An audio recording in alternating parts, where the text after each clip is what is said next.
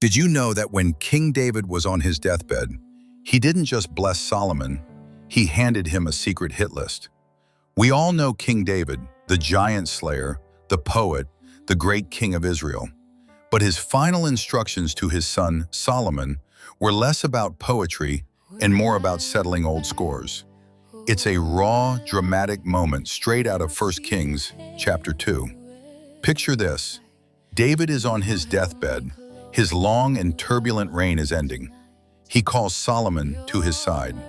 He starts with some fatherly advice. Be strong, show yourself a man, and keep the charge of the Lord your God. Standard stuff, right? But then the tone shifts. David's memory is long, and he hasn't forgotten the people who crossed him. First on the list, Joab, David's own nephew and the commander of his army.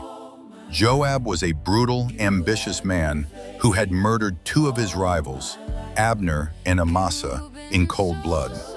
David tells Solomon, "Do not let his gray head go down to the grave in peace." In other words, make sure he doesn't die a peaceful old man. David couldn't punish Joab himself because he was too powerful, but he made sure Solomon would finish the job. Next up, Shimei. This was a man from the clan of Saul, David's predecessor.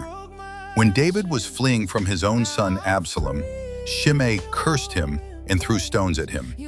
David had spared his life at the time, but he never forgot the humiliation. He tells Solomon, "You are a wise man. You will know what you ought to do to him. Bring his gray head down to the grave with blood." A chilling instruction for the man after God's own heart. But it wasn't all about revenge. David also remembered kindness. He instructed Solomon to show loyalty to the sons of Barzillai, the man who had provided for David when he was on the run. He tells Solomon to let them eat at the king's table, a sign of great honor.